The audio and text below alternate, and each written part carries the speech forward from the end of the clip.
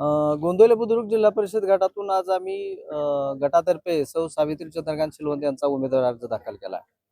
या गटाचं वैशिष्ट्य म्हणजे गेल्या 15-20 वर्षाच्या ज्या भाऊंच्या कालावधीमध्ये त्यांनी प्रचंड मोठ्या प्रमाणात काम केलेलं आहे. पण ते पाण्याचं असेल, सामाजिक बदलाचं असेल, अनेक गोष्टीवर काम केलंय. त्यामुळे या वर्षी या गटामध्ये भाजपचाच उमेदवार निवडून येणार. पंचायत समितीचे दोन्ही उमेदवार, त्याचबरोबर जिल्हा परिषदेचे दोन्ही उमेदवार चांगल्या मताने निवडून येतील.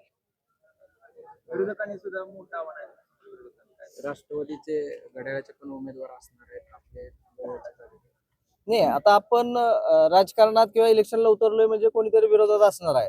त्यामुळं त्यांनी त्यांच्या पद्धतीनं काय बोला हा त्यांचा प्रश्न आहे.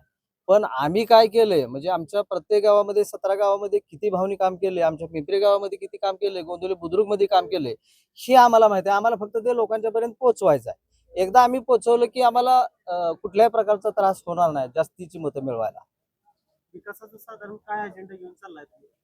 आता विकासाचा अजेंडा असा आहे की पाणीसारखी गोष्ट जी गेल्या कैक वर्षात, शेकडो वर्षात या मान तालुक्याला मिळाली नव्हती, ती माननीय जयभाऊंच्या प्रयत्नानं आज ते पाणी मान तालुक्यामध्ये आलेलं आहे. याचा एक भाग म्हणजे लोकांनी शेती करावी, पण शेती करत असताना थोडी स्मार्ट शेती, गट शेती किंवा यामध्ये थोडासा आधुनिक बदल केला तर लोकांचं उत्पन्न वाढेल. ही गोष्ट सर्वप्रथम बघितली जाईल, कारण आपल्या गटामध्ये किंवा आपल्या भागामध्ये जास्तीत जास्त लोकांचं जीवनमान हे शेतीवर अवलंबून आहे.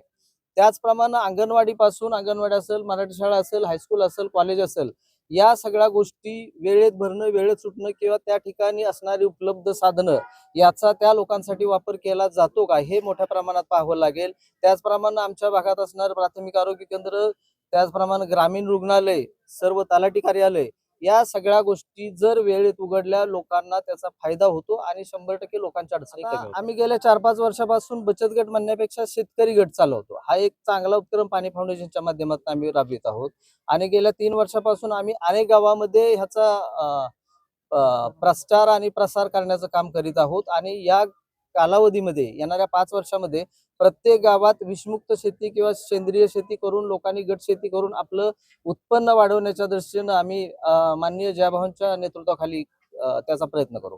भाऊ आमदार असताना ह्या मान खटाव तालुक्याचा एवढा मोठा विकास केलेला आहे. ह्या 50 वर्षापूर्वी मान खटावला पाणी नव्हतं, तरी भाऊ आमदार असताना दोन्ही बाजूला पाणी आणलेलं आहे. आता तर भाऊ राज्याचे मंत्री झालेत, त्यामुळं कुठल्याही गटात हा BJPचाच उमेदवार निवडून येणार आहे एवढं मी सांगतो.